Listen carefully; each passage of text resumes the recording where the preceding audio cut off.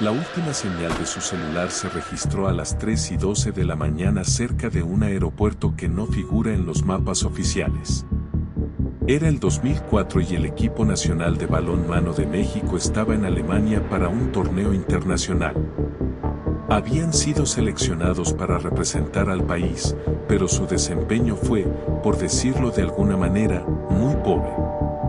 Perdieron cada partido de manera humillante y al día siguiente se esfumaron por completo. El aire matutino de Múnich era frío y húmedo, típico de un otoño que ya comenzaba a insinuar la llegada del invierno. Los jugadores, envueltos en sus chaquetas deportivas, caminaban con la derrota pesando sobre sus hombros. Sus rostros reflejaban una mezcla de cansancio y decepción, pero también había un atisbo de algo más, algo que nadie podía identificar en ese momento. El torneo se llevó a cabo en un gimnasio de techos altos, cuyo eco resonaba con los gritos de los espectadores y el constante rebote del balón. Las luces fluorescentes, brillantes y frías, bañaban la cancha, mientras el olor a sudor y el sonido de las zapatillas sobre el suelo de madera impregnaban el ambiente. El equipo mexicano había presentado toda la documentación necesaria, lo que permitió que todos los jugadores, más el entrenador y el manager, obtuvieran visas válidas por un mes. Sin embargo, después de su desaparición, el gobierno de México negó la existencia de dicho equipo. Nadie podía entender cómo 23 jugadores, un entrenador y un manager podían simplemente desaparecer. La primera pista surgió cuando la policía alemana revisó las habitaciones del hotel donde se hospedaba el equipo. Las habitaciones, ahora silenciosas y vacías, contaban una historia de prisa y abandono.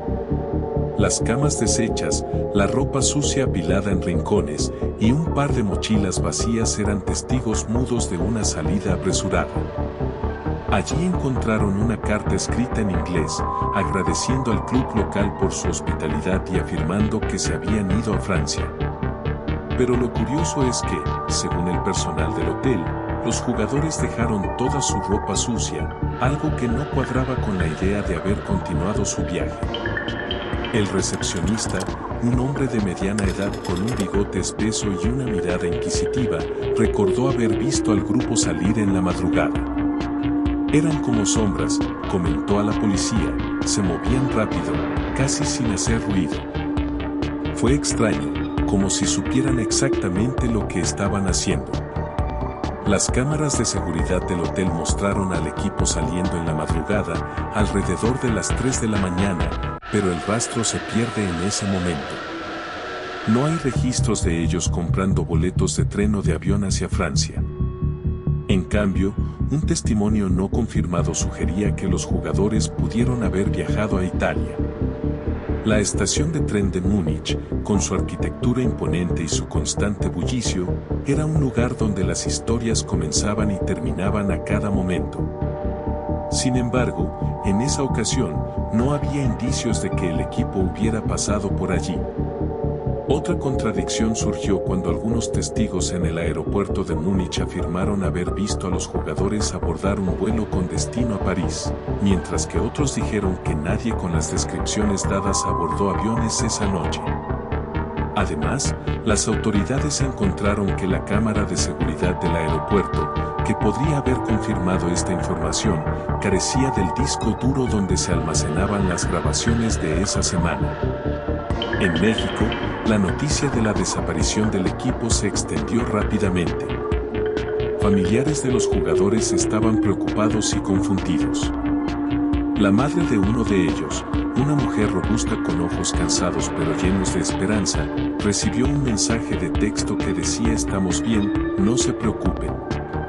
Los mensajes fueron enviados desde un número desconocido y nunca más volvió a comunicarse. La policía mexicana, al investigar el nombre del remitente, descubrió que el número estaba registrado a nombre de una persona que había fallecido años antes. La hipótesis más discutida era que el equipo había solicitado asilo político o que simplemente habían decidido emigrar de manera ilegal buscando una mejor vida en Europa. Sin embargo, nadie podía explicar cómo habían logrado organizar tal operación de manera coordinada y sin dejar rastro claro en los sistemas de control de frontera. El director del CSEP, un hombre alto y de porte serio, visiblemente frustrado, declaró en una conferencia de prensa improvisada que nunca más invitarían a equipos de ese país. Su voz resonó en la sala, cargada de indignación y un dejo de impotencia. Mientras tanto, las autoridades en Alemania y México no lograron encontrar una explicación lógica para el suceso. La presión mediática era intensa y cada día que pasaba sin respuestas, la incertidumbre se hacía más palpable. En las calles de México, la desaparición del equipo se convirtió en un tema de conversación recurrente. En los mercados, las plazas y los autobuses, la gente especulaba sobre el destino de los jugadores. Seguro que están escondidos en alguna parte, decía un hombre mayor en una cafetería del centro. O quizás ya están en otro país, comenzando una nueva vida, respondía su acompañante, una mujer de voz suave y mirada escéptica. Hasta el día de hoy, no hay pruebas concluyentes sobre el destino del equipo. ¿Fue un intento de escape planificado con precisión militar o un desafortunado accidente del que nadie ha querido hablar?